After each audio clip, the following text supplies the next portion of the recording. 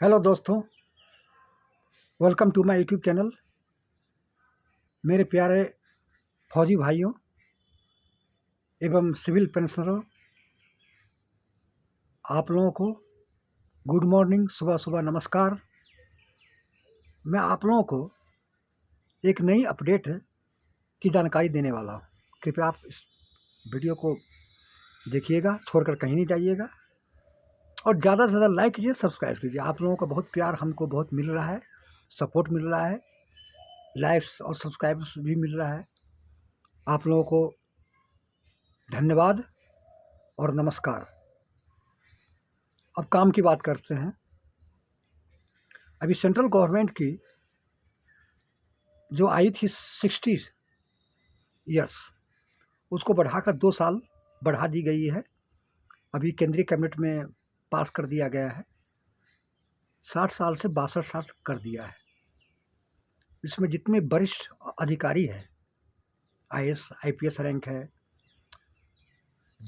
Major general है, brigadier है, commandant है, जितने अधिकारी हैं, एयरफोर्स का, नेवी का, डिफेंस का, पार्लियामेंट्री फोर्स का, जितने भी डीआईजी आईजी रैंक का अधिकारी है, उस सब की आयु 2 साल और बढ़ा दी गई है सेवा करने के लिए।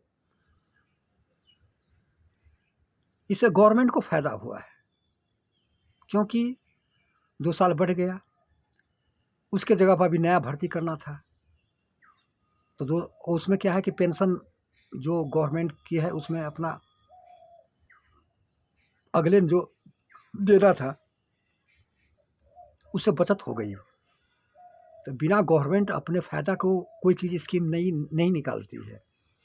इसमें फ़ायदा था, इसलिए सेंट्रल गवर्नमेंट 2 साल बढ़ा दी गई है।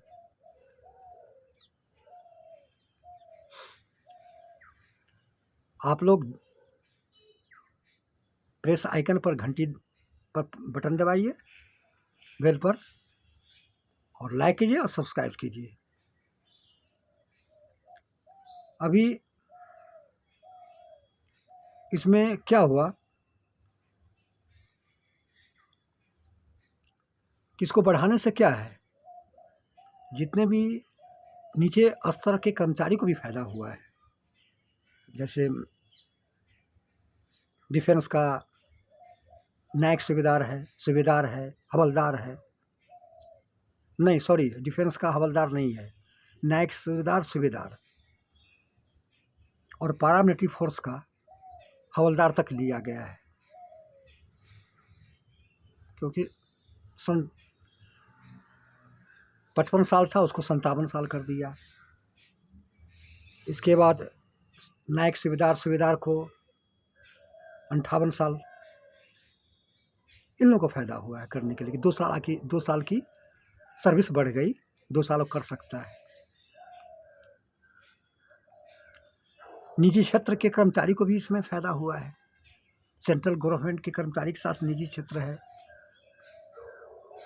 उस सब की कर्मचारी को फ़ायदा हुआ है। जितने defence post office, railway department, जितने भी और तमाम सरकारी सेंट्रल गवर्नमेंट कर्मचारी है, जैसे सीबीआई है, सीआईडी है,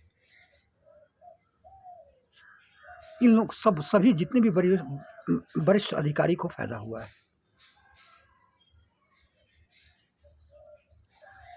तो मैं आपको सोच रहे थे कि क्यों नहीं आपको न्यू जानकारी, आपको न्यू अपडेट जो आया है उसको जानकारी दे दे। और दूसरा अब मैं आपको बताने वाला हूँ कि एनपीएस और ओपीएस को हटाने के लिए राजधानी दिल्ली में जंतर मंतर पर पेंशन महाघोष रैली का आयोजन किया गया था 17 नवंबर को। उस रैली में बोला गया कि न एनपीएस चाहिए न ओपीएस चाहिए हमको, सॉरी, न एनपीएस चाहिए न यूपीएस चाहिए, हमको ओपीएस चाहिए।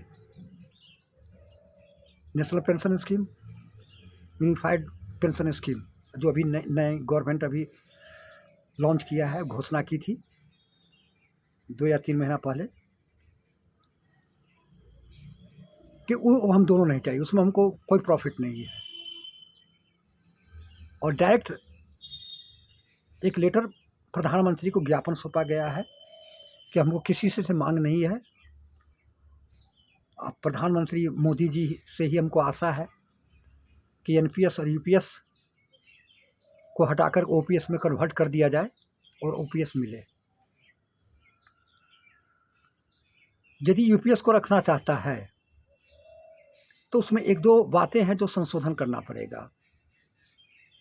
वो है कि यूपीएस में 25 साल सर्विस करने के बाद, जैसे ओपीएस में 20 साल के बाद वॉलंटियर रिटायरमेंट आ सकता है और 50% लास्ट बेसिक पे का 50% पेंशन मिलता है, उसी तरह यूपीएस में भी 20 साल की सर्विस पर वॉलंटियर रिटायरमेंट आना चाहिए और लास्ट बेसिक पे पर 50%, जिस तरह ओपीएस में है उसी तरह से यूपीएस में मिलना चाहिए। ये यदि संशोधन कर दे तो हम यूपीएस में जाने के लिए तैयारी है। और दूसरी है कि जब 60 साल उम्र होगा इसके बाद पेंशन दी जाएगी। अब मान लिया कि जो 40, 42 साल, 43 साल या 45 साल पर यदि 20 साल के बाद रिटायरमेंट करता है तो ओपीएस में तो पेंशन शुरू हो जाती है। अब 15 साल इंतज़ार करना पड़ेगा पेंशन के लिए यूपीएस में, 60 साल के बाद ये स्टार्ट होगा, उसको भी समाप्त कर देना चाहिए। ये दोनों प्रमुख मुद्दा है यूपीएस के लिए। ये यदि सेंट्रल गवर्नमेंट यदि हटा दे ये मुद्दा तो यूपीएस में जाने के लिए जितने भी कर्मचारी है, सेंट्रल गवर्नमेंट, स्टेट गवर्नमेंट के कर्मचारी, वो इच्छुक है लेने के लिए। और यूपीएस आपको मालूम है 1 अप्रैल 2025 से लागू है और उसको जितने भी 8वें वेतन आयोग का होगा उसकी सारी बेनिफिट दी जाएगी उस पेंशन में, यूपीएस में।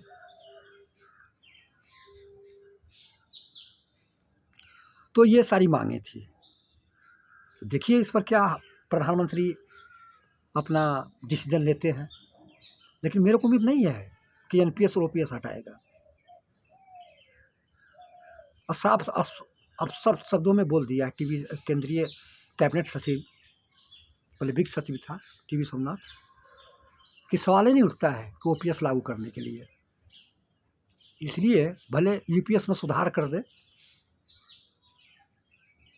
25 साल से घटाकर 20 साल में कर दे, लास्ट कर दे, लेकिन एनपीएस यूपीएस तो रहेगा ही, ओपीएस तो लागू नहीं होगा।